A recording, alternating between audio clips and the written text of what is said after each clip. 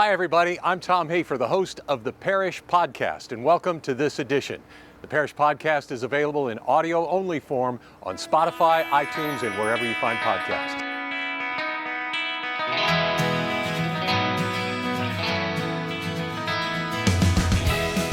This is the Parish Podcast, a production of the Communications and Media Department of the Calcasieu Parish Police Jury. And on today's podcast, we are very happy to welcome Erika Doshier. She is the Programs Manager for our Human Services Department. And today, Erika will be speaking about the Community Needs Assessment that is now going on at your department. Welcome. Thank you. Thank you for having me. Great. Let's talk about the Community Needs Assessment in a general terms. What are we looking for out of this? So the Community Needs Assessment in general terms is a large survey. But what's different about this survey, we're really asking the consumer or the constituents in our community, what are your needs? What are some things that maybe you're lacking access to, and how can we better serve you as the Human Services Office for the Calcasieu Parish Police Jury?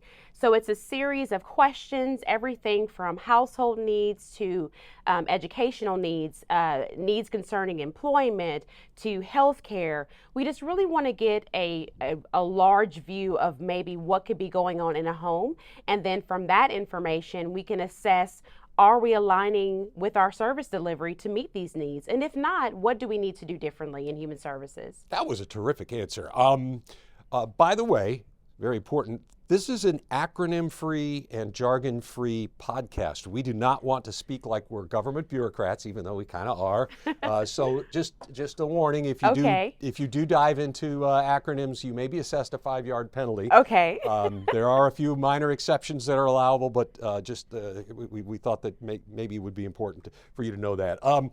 So people may not know what Human Services does, and if you tell us, maybe they'll be more inclined to participate in the needs assessment. So tell us about the Human Services Department. It is a whole big list of programs and services. It is a lot of different services. I like to always tell people, essentially, when you think about the Human Services Office, we're an umbrella organization.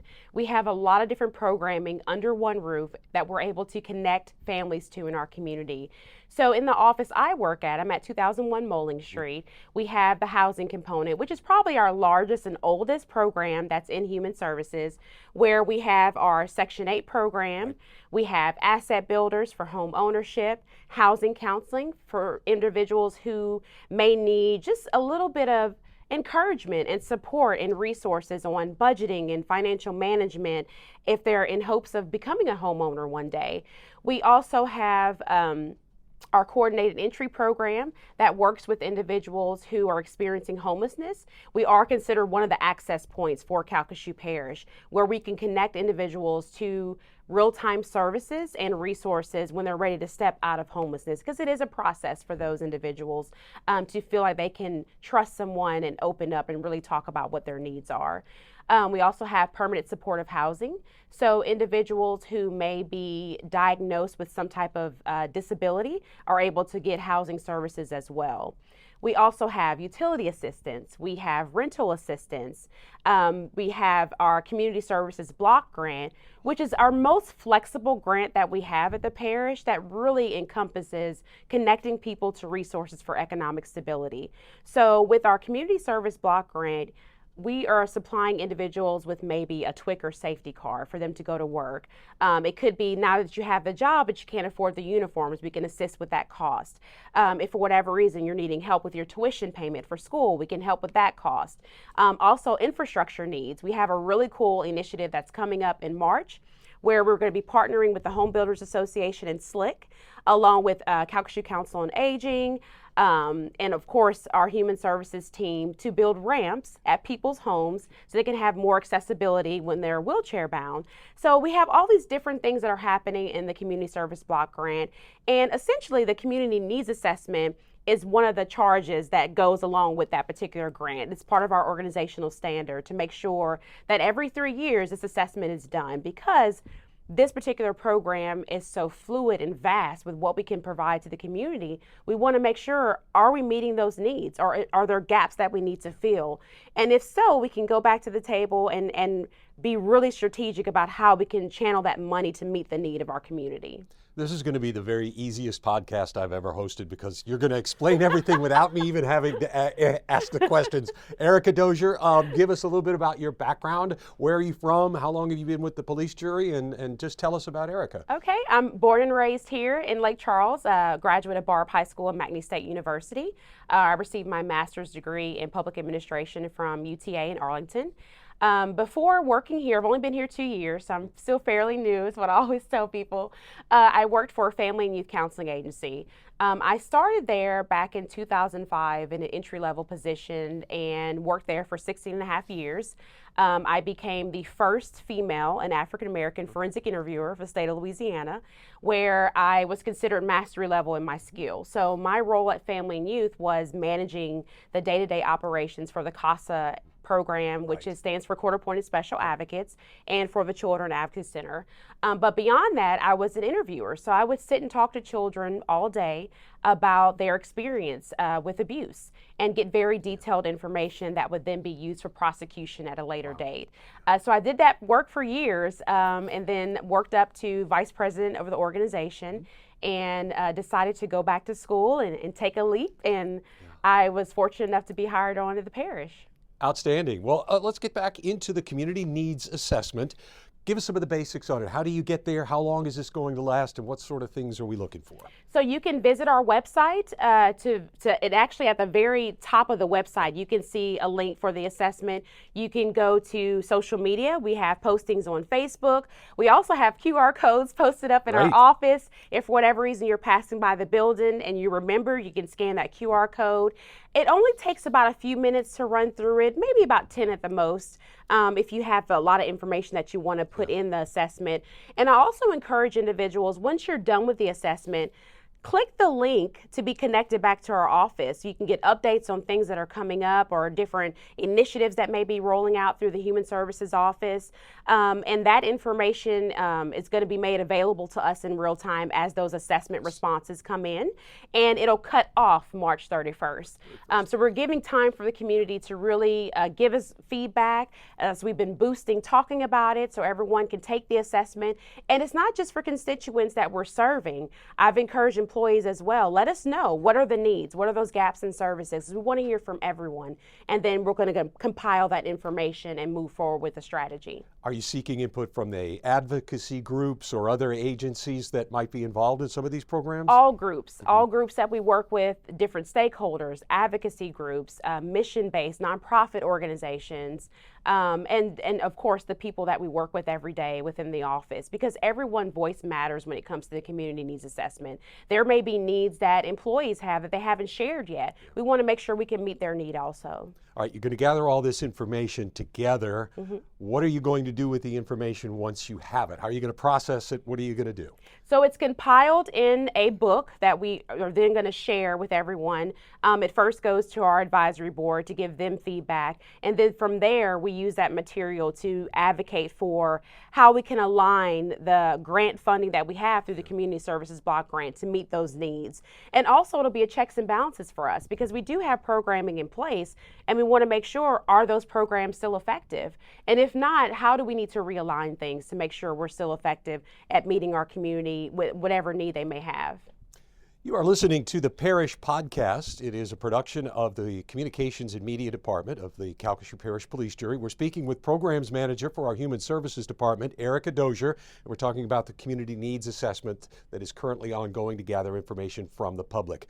The last time we did this, I guess, was 2021. Yes. What sort of information did you get in 2021? So I wasn't here in 2021, but I have read through it. A lot of the information was, of course, individuals dealing with damages from the storms, dealing with a lack of literacy skills when it came to navigating iPads or computer systems. A lot of the work that we do now, and even applying for jobs, has moved to that type of system where you're having to log in and navigate through a website. So that was something that came up as being a need, and also being underemployed. So I know since I've been there, we've been really making sure we connect people end to end to service delivery. So even if you're at our office and you're seeking utility assistance, within that conversation, if you're talking about, well, I could use a better job, or I do need some skill development, we can connect you in real time to our American Job Center and make sure that you are given that warm handoff that you need, and then you're connected to resources there so we can get you to that next level economic self-sufficiency. So a lot has changed since then. The recovery ongoing, Yes. housing, I guess, improving, but still an issue. You expect some different answers, I would imagine, this time than what you received last time. Yes, I am very curious to see what kind of responses we receive, because I do feel we've made some significant strides. There's a lot of things that are happening in our community. We have developments that are coming back online, and we're having people that are able to now have access to rentable properties, so that housing stability is increasing, our job market is increasing, so things are getting better, but I do recognize there's still a need for something to be filled as far as a gap in service. So I'm curious to see how those responses come in, and then how we can align whatever that response is to the right service delivery. Do you need a certain number of responses to make it a good document and a good, I guess, pool of information going forward? Ideally, I would love a great number. A higher number, the better. That way we're really capturing how everyone is taking that assessment in and processing those questions and giving us good feedback. I feel like if the more responses we can receive, a better view we can have of what our community may need and how we can address those needs. Let's say we get a specific issue that we get. What do you do then? You go to grants that may be available. You look to other agencies elsewhere that are doing things like this, or agencies similar to our Human Services Department. Other cities and parishes in the state may be working on some of these things. How do you do that, and how do you then take that and make it available for the public that has those needs?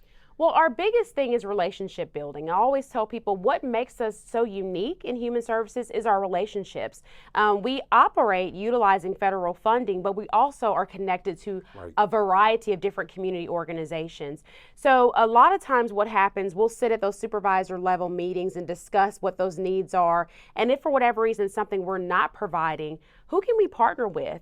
Right now, we're discussing a grant opportunity that may be beneficial for us to connect people to home ownership opportunities. So it's us figuring out what organizations can we collaborate with in this particular grant opportunity, and how can we make this service work in our office, or if it is even a good fit for our office, or maybe it's better at a mission-based level or nonprofit level. So constantly having those conversations, connecting with our different groups that we're working with for the betterment of our community. Tell us one more time how to get there and how long we have to respond. You can visit our Calcasieu Parish website, which is www.calcasieu.gov. We have QR codes posted up all over the Human Services windows in our building. You can come visit us and scan the QR code, and also social media. We're on the parish social media page, and we have a Human Services page as well. And then if for whatever reason you still can't find it, give me a call at my office, 721-4030. My extension is 5153. I will make sure to get that link to you. It will be available until March 31st. Is there anything we haven't discussed that really needs to get out there? Just that we appreciate the feedback. Everyone in our community, their voice matters, and I would love to hear their response. Outstanding. Erika Doshier is our guest. She is the Programs Manager for the Calcasieu Parish Police Jury's Human Services Department. This is the Parish Podcast. It is a production of the Calcasieu Parish Police Jury's Communications and Media Department. We thank everybody for listening. Erika, thank you so much for being with us. Thank you. This was a good time. I enjoyed visiting with you. The Parish Podcast here, and we appreciate listening. So long for now.